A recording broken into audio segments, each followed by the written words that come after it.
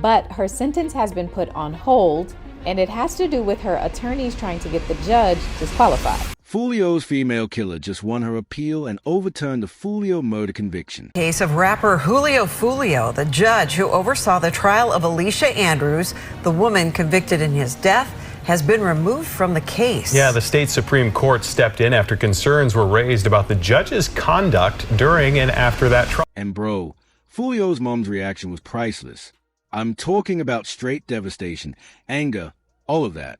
But before we get into Foolio's mom reacting to this crazy news, let's talk about how the __ she beat this. Like, no cap, this is one of the wildest legal moves I've seen in a minute. And you are not going to believe how this whole thing went down. So, buckle up, gang, cause this story is absolutely insane. Alright, so let me break it down for you real quick. Alicia Andrews, right? She was the first one to go to trial out of all 5 suspects in the Foolio murder case. And bro, when I tell you the prosecution thought they had this in the bag, I mean, they were rubbing their hands together like Birdman. They had phone records.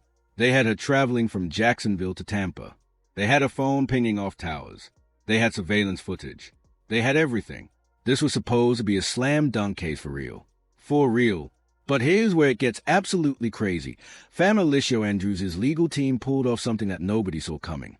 They filed an appeal immediately after she got convicted of manslaughter, and they froze her sentencing. And get this, the appellate court actually granted their petition and removed the judge from the case. Yo, when I read this, I was like, wait, what? The judge got kicked off the case because of bias. That's actually insane. So, let me explain what happened in that courtroom. Cause this is where things get wild. Her lawyers, shout out to Jeremy McLeman and his team. They documented everything. And I mean everything. Bro, they caught the judge on some real questionable behavior that basically showed she was biased against the defense from the jump. First off, during jury selection, the judge was already moving funny. Alicia's lawyers wanted to strike potential jurors who straight up said they didn't understand rap music or rap lyrics. And bro, this case was heavily about rap beef, gang culture, all of that. So, if you don't understand that culture, how are you supposed to fairly judge this case? But the judge denied their request. She basically forced them to keep jurors who admitted they didn't get the culture. That's wild, right? But wait, it gets crazier. During opening statements, the judge told both sides they each had 1 hour. That's it, 1 hour to present their opening. But yo, the prosecutors went for 2 hours, double the time. And when the defense tried to bring this up during a sidebar, the judge straight up lied and said she never gave them a time limit. But here's the thing, fam. It was all on video. They caught her on camera saying, "You guys each have 1 hour." So, she lied, got caught in the lie, and just kept it moving like nothing happened. That's crazy disrespectful. No cap. And bro, it didn't stop there.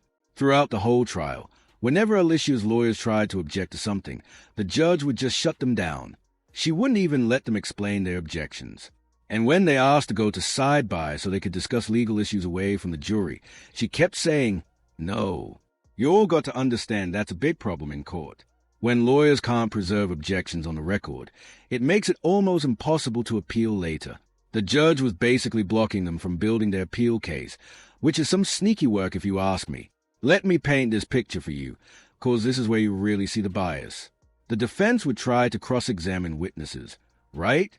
And the judge would rush them through it. She literally told them to fast forward through video evidence they were trying to show the jury. Imagine that. You're trying to defend your client. You're trying to show important evidence. And the judge is like, nah, speed it up. We don't got time for this. But the prosecution got 6 whole days to present their case. 6 days. And the defense is getting rushed through everything. That ain't fair at all, bro. And here's the part that really sealed the deal for the appeal. The judge kept telling the jury, don't worry, we're going to get this case to you by the end of the week. I promise you'll be deliberating by Friday. She said this multiple times. But here's the problem. She said this before the defense even finished calling all their witnesses. So now the defense is under pressure to rush their whole case because the judge already promised the jury they'd be done by a certain date. That's putting an arbitrary timeline on someone's life. Fam, Alicia was facing 15 years in prison, and the judge is worried about getting the jury out before the weekend. That's insane. The lawyers documented at least 14 different examples of bias. 14. And when they filed their appeal, they called the judge out for creating what they called a straw man fallacy. Basically, the prosecution would misrepresent the defense's arguments to make them easier to knock down, and the judge would just let it happen. She was enabling the prosecution to play dirty while tying the defense's hands behind their back. Alicia's role in the murder. Now, let me break down what Alicia Andrews actually did, cause this is important to understand. The prosecution said she was basically the lookout and the coordinator. They claimed she helped stalk and track Julio Foolio throughout Tampa on the night he got killed.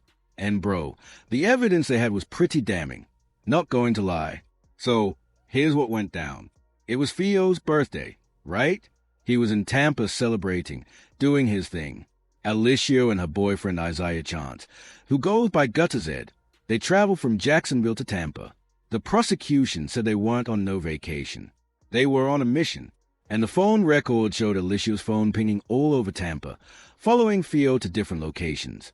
They got surveillance footage showing Alicia and Guttazed sitting in a parking lot outside a club where Fio was doing an appearance. They didn't go inside. They just sat there for hours. And the whole time, Alicia's phone was sending text messages to the shooters, updating them on Fio's location. Messages like, here's moving. All of that.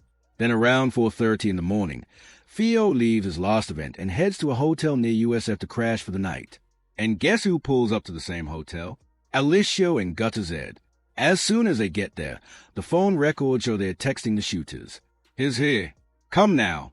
And bro, the surveillance footage shows their car leaving. And then the shooters pull up. Next thing you know, Fio is getting lit up in his car. I'm talking Swiss cheese. Fam, they hit that car with so many bullets. It was absolutely brutal. And here's the really messed up part. Alicia had rented an Airbnb for the trip. After the murder, the three shooters pulled up to that Airbnb with the guns and everything. And Alicia was right there in the house with them. Then the next day, they all drove back to Jacksonville together like nothing happened. Now, Alicia's defense was that she didn't know what was going to happen. She claimed she was just on vacation with her boyfriend and got caught up in something she didn't understand. Her lawyers tried to bring up that Guttazed was abusive to her, that he would beat her and force her to give him her phone. They were trying to paint a picture that she was scared and being controlled. But the judge shut all that down, saying domestic violence wasn't a valid defense for murder. And honestly, the judge was right about that part. You can't use my boyfriend was mean to me as an excuse for helping plan a murder. But here's where it gets tricky, fam. Even though Alicia was clearly involved in something, the question is, did she know it was going to be a murder, or did she think they would just go and pull up on him, maybe fight him, maybe scare him? That's the difference between first-degree murder and manslaughter. The jury ended up convicting her of manslaughter instead of first-degree murder, which means they believed she was involved, but maybe didn't fully understand someone was going to die. Now, let's talk about Fio's mom, cause this is where things get real emotional. After Alicia won her appeal and got the judge removed, Fio's mom was devastated. She's been pushing hard for justice for her son, going to every court hearing, speaking to the media, demanding that everyone involved gets the maximum punishment. And I get it, bro. That's her son.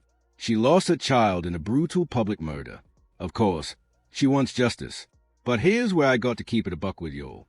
And this might be controversial, but it needs to be said. Foolio's mom is out here crying about justice and talking about how her son was innocent and didn't deserve what happened to him. But bro, let's be real for a second. Foolio was deep in the streets. This man was dissing dead people in every song. He was involved in shootings. He was getting people killed. This wasn't some innocent kid who got caught in the crossfire. Foolio was an active participant in a deadly gang war. And I'm not saying he deserved to die. Don't get me wrong. Nobody deserves to get murdered like that. But his mom acting like he was just a victim and had nothing to do with the violence. Come on now. Fam Fio was dissing BBY, dissing 23, dissing all of Ace's dead homies. He was making songs celebrating their deaths. And we know for a fact that people died because of this beef. So for his mom to be pushing so hard for justice when her son was out here causing the same pain to other families, that's hypocritical. No cap. Like, where was this energy when Foolio was making When I See You and dissing dead teenagers? Where was this push for justice when people on his side were getting killed and he was laughing about it? I'm just saying you can't pick and choose when you want justice. Either you're against all the violence or you're not. You can't be mad when it happens to your family, but cheer when it happens to your ops families. Anyway, when the news dropped that Alicia won her appeal and the judge got removed, Foolio's mom went off on social media talking about how the system is broken, how killers are being let go, and how this is a slap in the face to her son's memory. And I get it, bro. From her perspective, it's maddening. They finally got a conviction, and now it's getting thrown out over technicalities. She was right to be frustrated now they need a new judge. Alicia's lawyers will push for a whole new trial, and a case that should have been over is going to drag on for months, maybe years. That's got to be torture for a mom just wanting closure. But here's the thing, fam. As much as I feel for her, the legal system has to work the right way. If the judge was biased and denied Alicia a fair trial, the appeal had to be granted. If we let biased judges railroad defendants just because we don't like them, the system collapses. Today it's Alicia Andrews. Tomorrow, it could be an innocent person getting crushed by a biased judge. Everyone deserves a fair trial, even people we think are guilty. And let's look at the bigger picture for a sec. This whole situation shows just how messy street cases can get. You've got 5 people charged with first-degree murder, all facing life or even the death penalty. There's phone records, surveillance footage, witnesses, tons of evidence. But even with all that, the case is crumbling because of courtroom drama and judicial bias. The other 4 defendants, Rashad Murphy, Isaiah Chance, and Shogathaita, are still waiting for their trials, and now Alicia's case being thrown into chaos is a roadmap for their lawyers. They'll point to the same judge, the same bias, the same issues to strengthen their defenses. This could affect all the cases, not just Alicia's. And that's exactly what happens when a courtroom isn't run fairly. The judge was so focused on rushing to a conviction that she basically jeopardized the entire case. Instead of one solid conviction, they might end up with nothing all because the judge couldn't stay neutral. So what's next? A new judge will be assigned. Alicia's lawyers are pushing for a full retrial. And if they get it, the prosecution will have to start from square one.